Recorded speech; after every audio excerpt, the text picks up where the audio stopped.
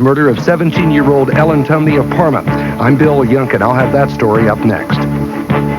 Caldwell, jury deliberations in the aggravated murder trial of Robert Brown are over for the night. I'll have more in a live report. I'm Alan DePietro. Just how crucial was Ohio in May to Jesse Jackson? I'll have that story in a full report. Is school busing wrecking our children and the city of Cleveland? I'm Alice Edwards. Coming up, I'll tell you what some people in the community think. Good evening, I'm Ted Henry. These stories, the weather, sports, and more. All next, all here at 6 o'clock on Eyewitness News. Before we show you this magnificent creature, hear this. It costs no more than an ordinary car. Cutlass Supreme. Sticker price $13,045 at your Cleveland Oldsmobile Collection dealer. They had everything anyone could ever want. You worked so hard for your law practice. I hate it. Angie Dickinson. It's not easy. Giving up everything. Cliff Robertson. I want to know why you're bailing out. I'm bailing out because I am drowning. I'm tired of jockeying for power and bucks. The open sea was their destiny. Big ocean, Mr. Garrison. You shouldn't tempt it. But a watery grave was their fate. Overboard. Late night Saturday.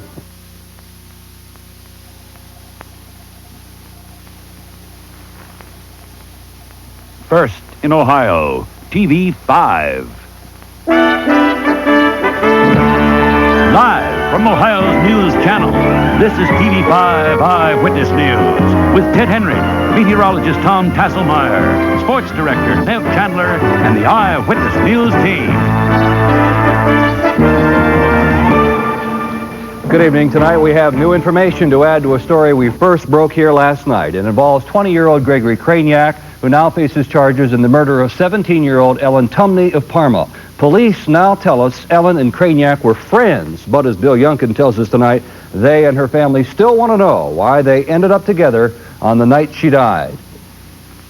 Her friends called her Squeaky because of her high-pitched voice. Ellen's mother called her a free spirit. But no one knows exactly why Ellen Tumney left her home in Parma that February 17th evening. Police say she met her friend Gregory Craniac, who they say later strangled her. Ellen's mother got the word from a prosecutor in the case. He told her the suspect is not formally charged with murder. As we first reported last night, he'll go on trial for voluntary manslaughter, a lesser charge which carries a maximum 25-year prison sentence. I know your hands are tied. You guys can only go by what the laws are. And you cannot go beyond that. But damn, I cannot. You know, the laws... I know there's no justice. Today, police and sheriff's deputies told us exactly what they believed happened. Sheriff's Inspector Ed Kovacic says Craniac was not charged with murder because his men could not prove that the suspect actually planned ahead of time to kill the teenager that night. We had absolutely no evidence that this death resulted from any premeditation or that it was purposeful. Investigators tell me Craniac and the girl then drove to Tungsten Street in Euclid. They believe this is where she died. They say Craniac then drove this stretch of I-90. During the evening, he was stopped once for a traffic violation and was given a ticket. The girl's body was found 3 weeks later, frozen in Conneaut Creek next to the highway. Ellen's parents saw the story on TV5 of the body of a nude girl being found and called police. Lawmen are still looking for some missing evidence in this case. Clothes the girl was wearing the night she was killed. They tell me they believe the clothes were dumped here north of I-90 between East 200th and 222nd Street. Someone has picked up a pair of new Reebok shoes, size 7.5, a leather jacket, and a pair of designer jeans. The inspector wants them returned. As for the rest of the case, he feels it's all wrapped up. They were acquaintances? Yes. Was there a confession after he was arrested? I can't comment on that because that's in the area of evidence that would be offered at trial. Police won't say how they linked the man to the murder. That, too, will come out at his trial. But they say the case was solved so quickly because of the total cooperation of the Euclid Police Department and the Cuyahoga County Sheriff's Office, along with police departments in both Conneaut and Parma. Ted? Okay, Bill, thank you. By the way, Craniac will be in court to answer the voluntary manslaughter charge either tomorrow or Monday, and he's expected to go on trial early this summer. The jury deciding the aggravated murder trial of reputed cocaine boss Robert Brown has once again gone home without a verdict. The second-day jury deliberations have ended without a decision. Cliff Caldwell joins me live now from the Justice Center downtown. Cliff, if you will, bring us up to date now on the day's activities. Well, Ted, it's been a rather uneventful day for the jury. The 3 women, 9 men were sent home about an hour ago by Judge Robert Finn. They had started deliberations their second day early this morning and broke after about an hour. That was to ask the judge a couple of questions. One, a definition for the term aiding and abetting. They also asked to rehear testimony from the 4 main witnesses. He denied them that. This, of course, is Brown's second trial for aggravated murder. He was convicted last fall for killing a man and can serve up to life for this one.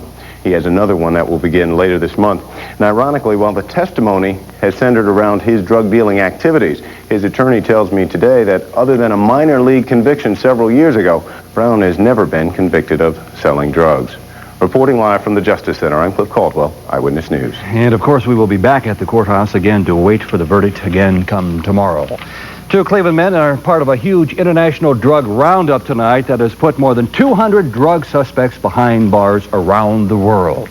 The man being arrested in this picture is Nicholas Martello of Westlake. He's accused of being part of a drug trafficking ring, bringing cocaine from Italy to Cleveland and to other major U.S. cities. FBI drug agents also picked up John Gergen of Westlake and charged him with being Martello's partner in this international drug operation.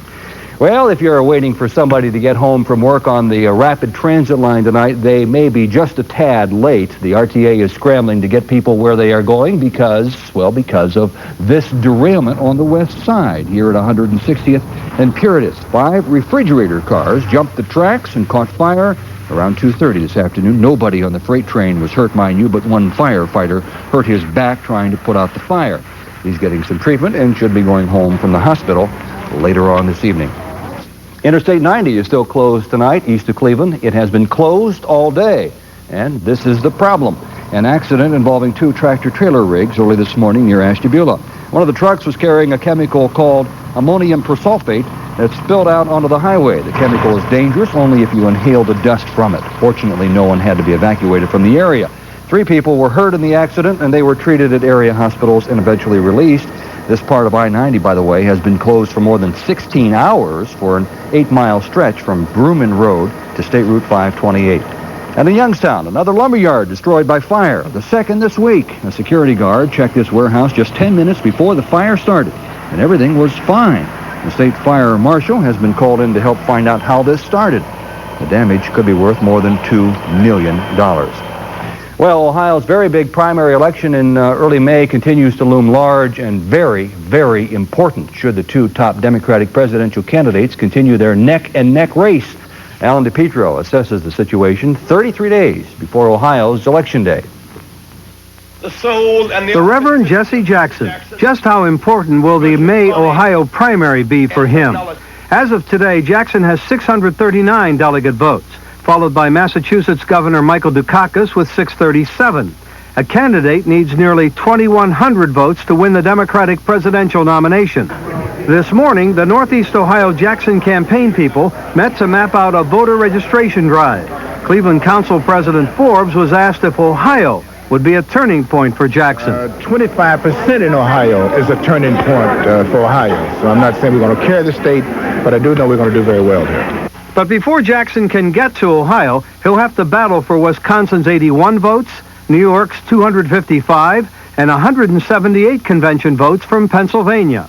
Experts agree if the delegate vote continues close in Wisconsin, New York, and Pennsylvania, Ohio will be very important because it is viewed as a microcosm of the nation. Just as important as what many people are thinking, but few saying out loud. Could a Jackson nomination cause disunity among Democrats? I see unity in the Democratic Party.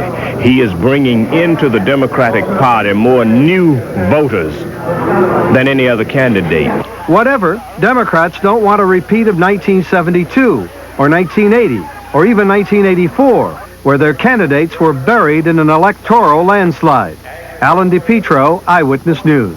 And as you heard, Cuyahoga County has nearly 25% of Ohio's registered Democratic voters, so our county will obviously play a very important role in which candidate wins most of Ohio's Democratic convention delegates. Question: Is it worth putting kids on buses every morning when there's a school just down the block? Find out if busing has outlived its purpose. Next, as Eyewitness News continues. This Saturday, Mullinax Ford is having a 10-hour Easter car hunt sale. If you're hunting for a special car, a special truck, or a special price, your hunt is over if you shop this Saturday at Mullinax Ford. You don't have to shop for the best price. You can buy a new car for $5,250 or a new truck for $6,500 and drive it home because we'll have the bankers in our showrooms to okay your deal. If you can't find a car or truck in your neighborhood, you've been hunting in the wrong place. Over 1,500 cars and trucks on sale this Saturday at Mullinax Ford East in Wickliffe and at Mullinax Ford in Amherst. If I were in charge of Speedy Muffler King, I'd inform my staff who the boss is. The customer, the little guy, Joe Average. He should always be treated like the top dog. At Speedy, you're always treated like the boss. And if we disappoint you, you'll get your money back, plus 10% more. That's the new Speedy 110% satisfaction guarantee. Another triumph for John Q. Public. At Speedy, you're a somebody, 110% guaranteed. I'll bet you didn't know your house is made of money. Well, it is. And with a Trans-Ohio home equity line of credit, you'll have money at your fingertips. Because you're really writing yourself a loan. Money for small projects, money for big projects, money at low interest rates. In fact, the money you get out of your house can be used to add on to your house. And if you apply now, we'll waive our $175 processing fee. Make more out of your money at Trans-Ohio. Larry Hagman takes a special look at the Dallas Dynasty, plus Neil Simon and Matthew Broderick team up again on Entertainment Tonight. Tonight at 11:30. A grassroots effort to end school busing in Cleveland is gaining momentum tonight. Opposition to federal court Judge Batisti's desegregation plan is nothing new, of course, but what is are the people now who are fighting to do away with it. Alice Edwards tells us about the effort tonight in the first of two reports, which grades the attempt to integrate and to educate our children. 14-year-old Larry Livingston is on his way to the bus stop. The bus will take him and his friends to a Cleveland public school across town. His mother is upset because, like many parents, she says her kids spend an hour on the bus each day and the education isn't any better. I don't want him going to the east side, okay, for high school. And there's a lot of people over there that don't want their kids coming over here to Rhodes. Court-ordered busing began here in Cleveland back in 1978. The district welcomed the chance to integrate our city schools. And now, 10 years later, some argue busing has done more harm than good. You have to integrate the community with yellow buses.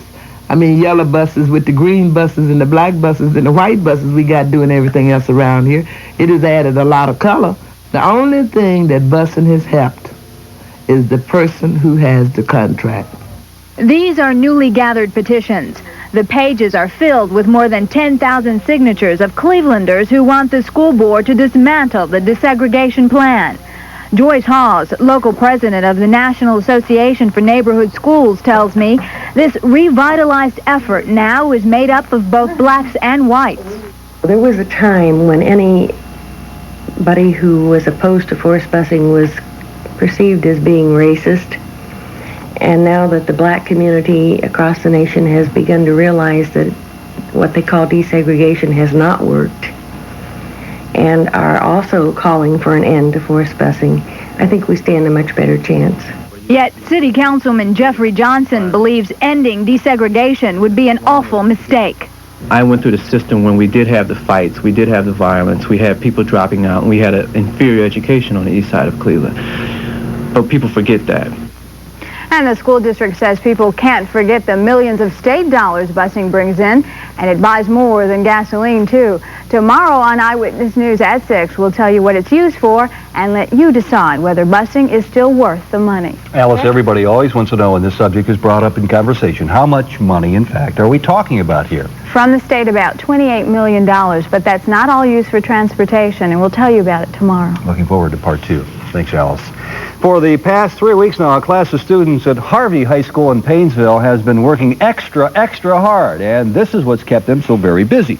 thousands of questionnaires on how folks in Painesville feel about their town. Students were asked by the Chamber of Commerce to feed the results of these surveys into a computer for future ideas, and students like Sherry McDonald say the project has been a real education. The city has a lot of potential, and I think we should go back to not making it really high tech, but going back to making it the nice small town. And that's, a lot of people said they like the small town atmosphere. But nice goal indeed. And among the 20 questions on the survey were, how would you attract more customers downtown? And what is the least pleasing thing about the city?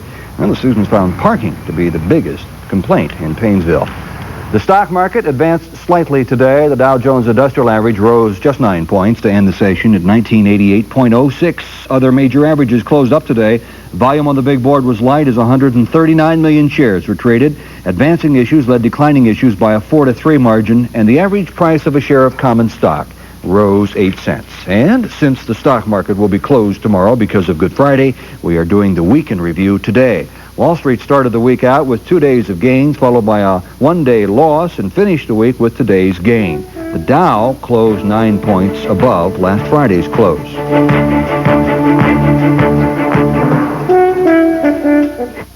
What happens when your Toyota dealer has outstanding availability on quality cars and trucks? He has 99 days in March with 99 ways to save. Name one, a #1 selling Toyota truck for $99 a month. And a $99 a month truck is only one way to save. There are dozens more with free option packages and factory dealer incentives. Toyota dealers are open late with immediate financing and thousands of ways to save. But hurry, 99 days in March ends soon. The 99 days and the $99 trucks are still going fast, so see your Toyota dealer now. Nationwide Auto Parts proudly presents the great books of history. These too long, but this one truly great. The greatest in the history of Nationwide Auto Parts. It's our 25th anniversary sale coupon book, and it's packed with action. Romance! I love these low prices. 40 pages filled with over $300 in coupon savings. Get your free coupon book at any Nationwide Auto Parts store today. But hurry, this classic sale ends April 16th. I live and work out here in the neighborhoods, but you better believe what they do at City Hall affects me and you too. So when someone comes along and wants to change the law, I check it out. Like the special election on the council president. It's a bad idea. I'm voting no. A lot of us are, and so are the firemen. Let's all vote it down. The Cleveland Patrolmen's and Firefighters Associations both say vote no. Please vote no on April 5th. I'm Fred Griffin. I'm Lee Jordan. I'm Joel Rose. Coming up on the Friday Morning Exchange, you'll meet actors Mimi Kennedy and Richard Libertini from the new ABC show Family Man. That famous psychic, Swami Satchasalami, makes a return visit, and he'll be telling you your future. We'll have 2 award-winning jingle writers to join us and play some very familiar tunes. And why smart people sometimes fail at life's easiest task. And we'll have news and weather and contests and traffic and all kinds of April Fool's surprise for you on the Friday Morning Exchange. The weather was pretty warm. The sun was shining. Just a great day to do what I did today, clean out my garage. Took me about 2.5 hours. And is it ever a great day for that, I wonder? Well, it's sort of like a catharsis after a while, after winter's over with. You mentioned warm temperatures, but if you were living near Lake Erie, it wasn't that warm today because the water temperature, winds coming off the lake were keeping things a little bit on the cool side, but some areas did warm up. Let's check the almanac today. You remember, it was this day last year that we were piling or digging our way out of 16.5 inches of snow. This year, a much more lamb-like end of the month of March. 49 for the high, 32 for the low. Normals are 51 and 33, and there you see the numbers from last year's snowstorm. The high that day was 30, the low was 23, and we set the record for the biggest March snowstorm ever. Currently in Cleveland right now, 45 degrees. The winds are still off that cool lake water temperature coming out of the north now at 9 miles an hour, and that's what's keeping us a little bit chilly, but if the winds shift, temperatures will rise, and I think that's what will happen. Let's check readings across the rest of northeastern Ohio now. There's the lake water temperature at 37, and so all the communities right along the lake shore here, fairly chilly, even down to Findlay with that northeast wind pushing as far south as that community. But if you move off away from the lake, Akron-Canton at 60 and Youngstown at 60 as well. And I think as the winds turn to the east and then southeast, some of that mild air will spread back our way. And possibly later tonight we will get back into the 50s. A lot of Gulf moisture now moving north into the state of Ohio from the Gulf of Mexico, and it's this conveyor belt of moisture that's going to keep the holiday weekend a little on the unsettled side. So if you have visitors coming in for Easter, plan on having a lot of showers around, and if you're traveling in the eastern United States, it's going to be a little bit wet. Out to the west, this storm system here over Colorado is creating a different kind of problem. We've got pictures coming to you out of northeastern Colorado on I-25 between Denver and Fort Collins. Anywhere from 10 to about 15 inches of snow on the ground now from Fort Collins down into the Denver area. And if you're traveling in that direction for the holiday weekend, plan on some very big delays, especially into Denver Stapleton Airport, because the snows are going to continue. And I'll show you on tomorrow's forecast map now that the snows are going to continue for all of the Denver area during the day tomorrow. The storm just not moving anywhere, sitting in northeastern New Mexico and eventually starting to spread to the east, but not very fast. And for us, a front trying to move through, it's going to stall, and with moisture coming out of the Gulf of Mexico interacting with that front, again, an unsettled holiday weekend for us with off and on showers and potentially even a couple of thunderstorms. Highs tomorrow about like today in the 50s. Again, cooler along the lakeshore because of the chilly water temperatures.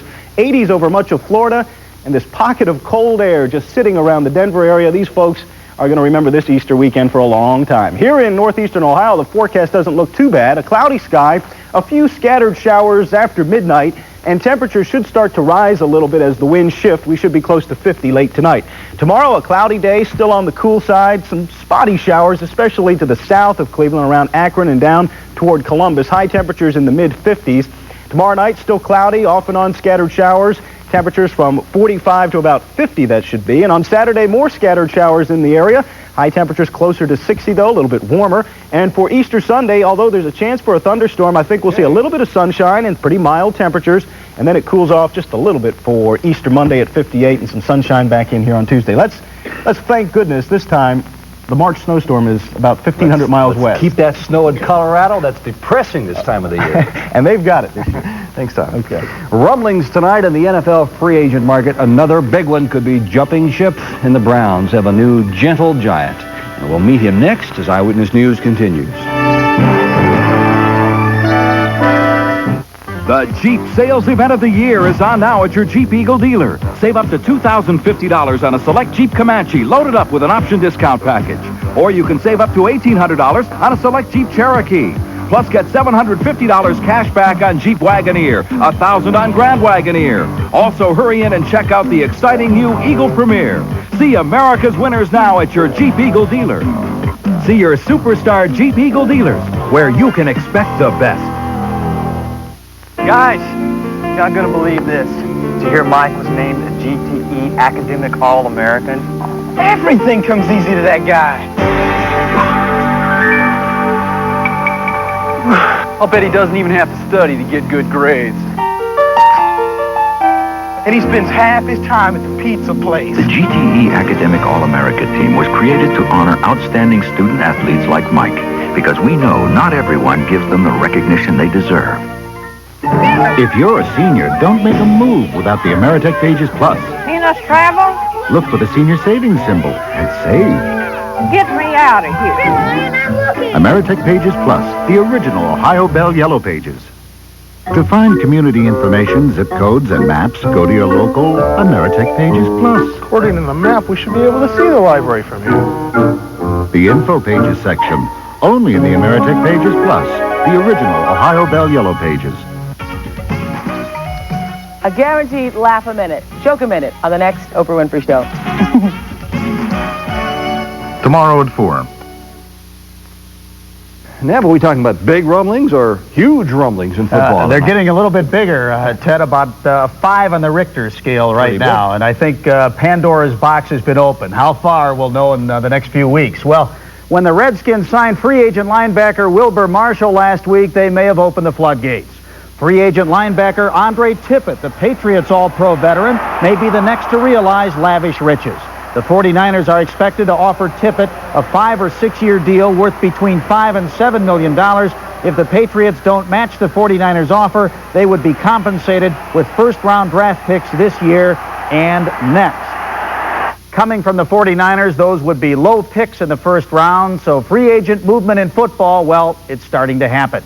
Pike's Peak is here in Cleveland. Chris Pike, the Browns' new 6'7", 291-pound defensive lineman, is ready to begin his offseason conditioning with the team. Pike hasn't played football in 18 months because of a knee injury during his senior year at Tulsa.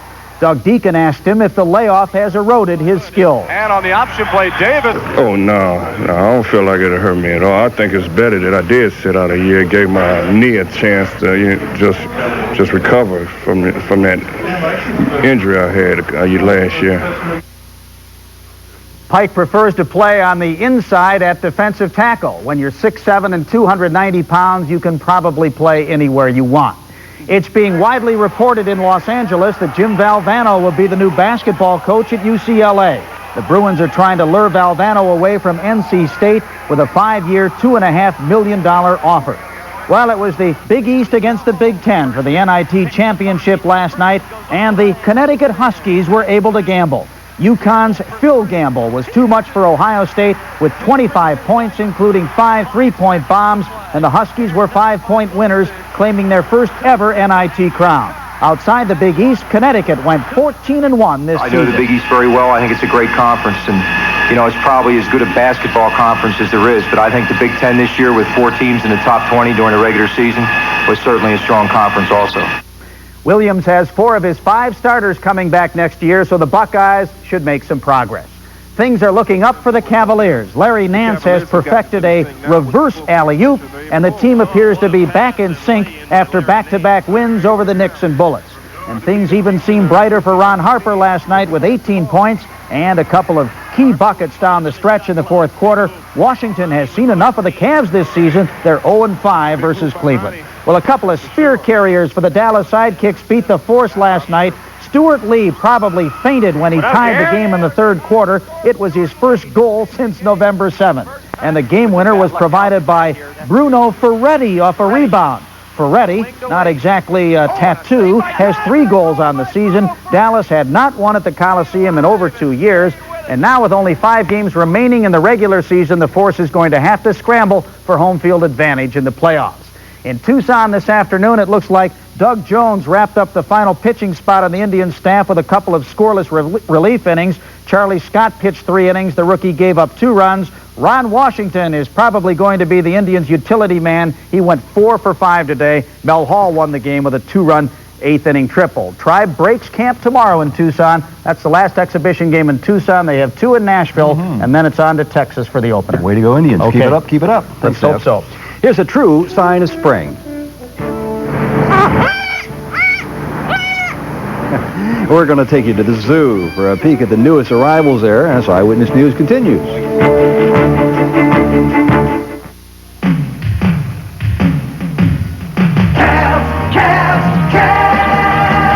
See the Cavs go up against the Indiana Pacers Saturday, April 2nd at 1 o'clock in the afternoon.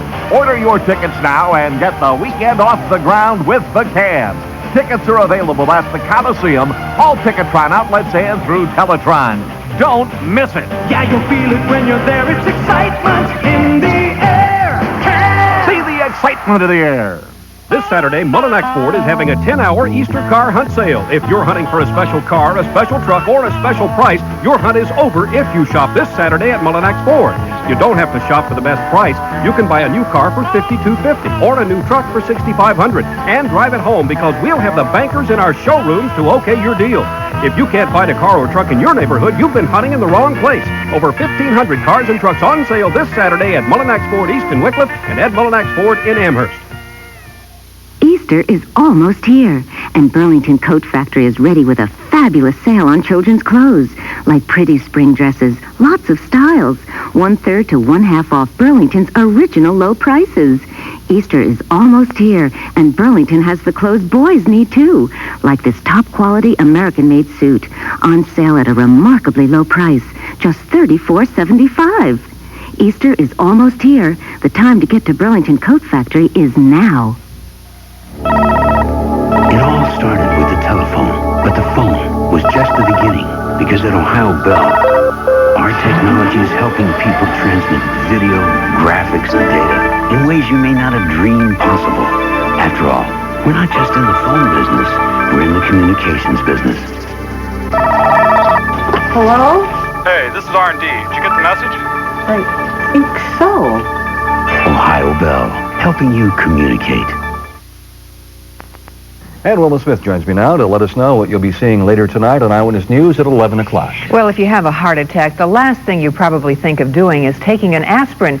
It's true an aspirin alone won't do much, but aspirin combined with another drug can actually save your life while you're having a heart attack. Tonight at 11 o'clock, Dr. Ted Castell will tell us how that works. We'll see how local manufacturers are trying to cope with drug abuse on the factory floor.